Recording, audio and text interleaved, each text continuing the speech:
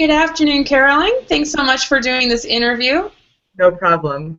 If you could go ahead and start by sharing with everyone your name and your current position. My name is Carolyn Torosis, and I'm the Dispute Resolution Program Manager at the LA County Department of Consumer Affairs. And how did you first find out about mediation? What interested you in pursuing a career in ADR? So actually, I found out about it in law school. I went to Washington University in St. Louis, which has a pretty heavy emphasis on conflict resolution and ADR. I had an amazing professor there, CJ Larkin, and I really just took to learning about these different techniques and using it as a tool where you could really affect positive change as opposed to proliferating this cycle of conflict and butting heads. Really, this was the only class I took in law school where you could right away intervene and hopefully resolve someone's issue for the greater good of either the community or for that particular relationship. So I took every class in law school that I possibly could as it pertained to negotiation and mediation, and I actually ended up volunteering at the Better Business Bureau as a mediator there, just resolving these consumer business disputes. And I find that really fulfilling because with a few hour phone call, you could potentially resolve a dispute that had been simmering for months and months, and I really enjoyed that experience. So I wanted to continue doing that after I graduated. I just didn't quite know how to do that.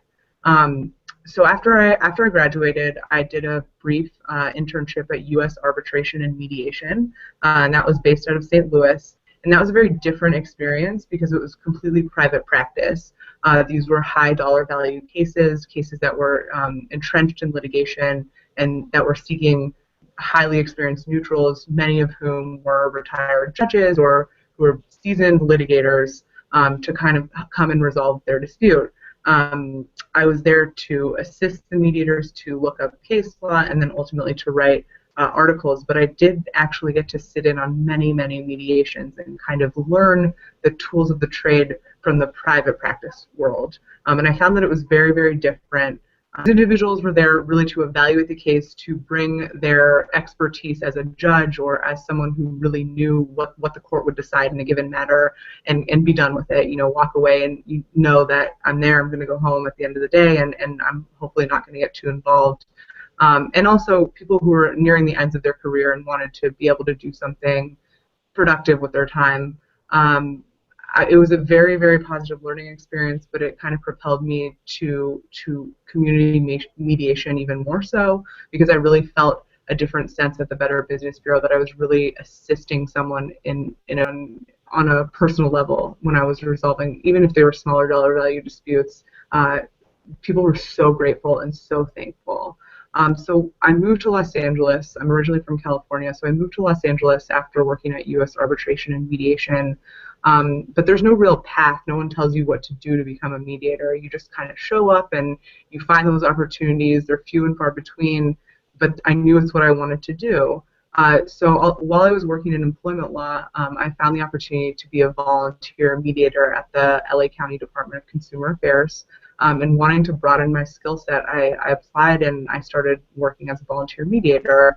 I was primarily mediating landlord-tenant issues, neighbor-to-neighbor disputes, issues that, although they, from the outside didn't seem like they were huge, high-stakes issues, to the people involved, it was literally life and death to them. Even if it was only over $100 to $500 to them, that was how they were going to put food on the table and really pay their next month's rent. So the feeling of resolving issues for people like this, where they felt finality and also were just so grateful and thankful, it was something that got me excited to come every, once a week when I would come to volunteer.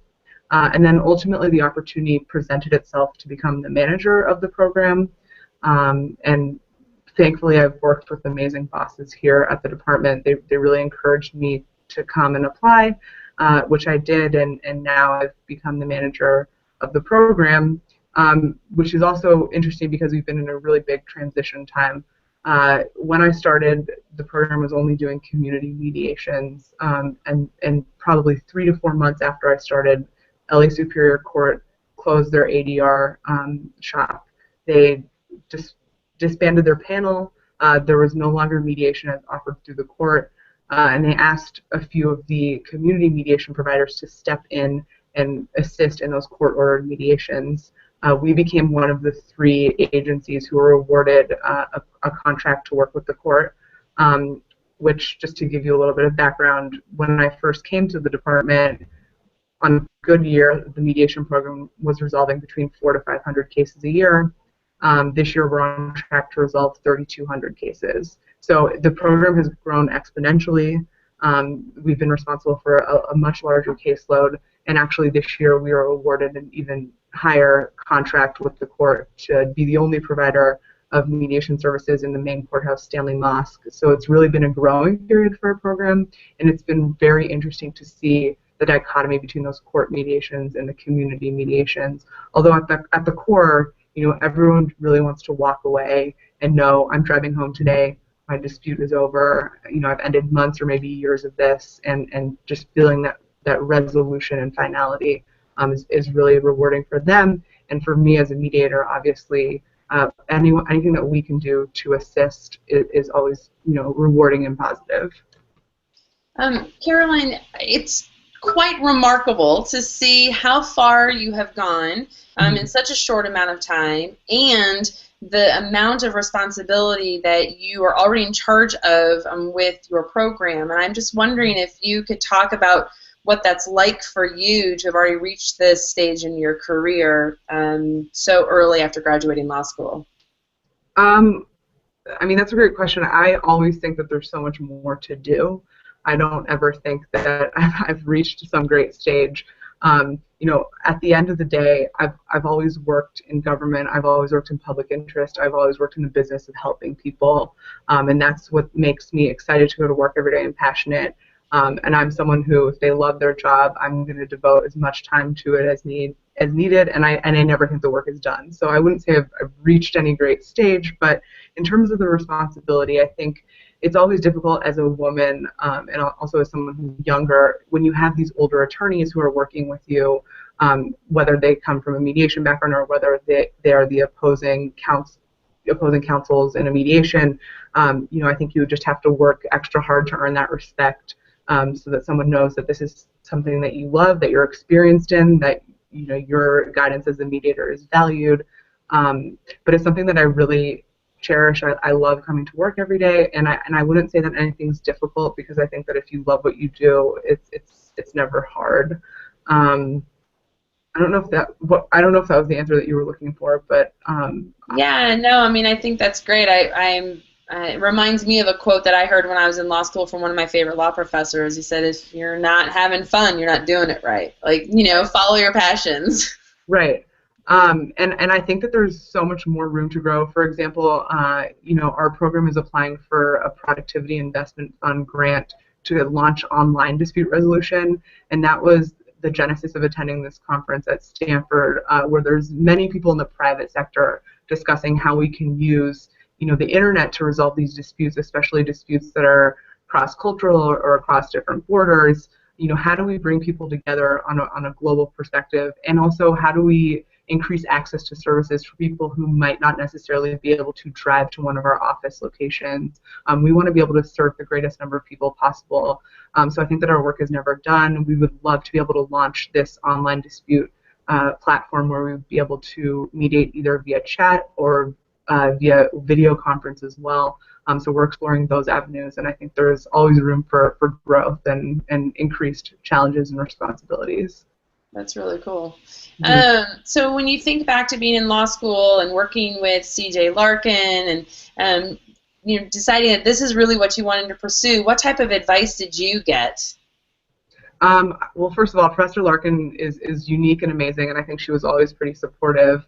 But I think generally from the legal perspective of other professors that you would speak to or legal practitioners, no one would ever advise you to go into a career in ADR.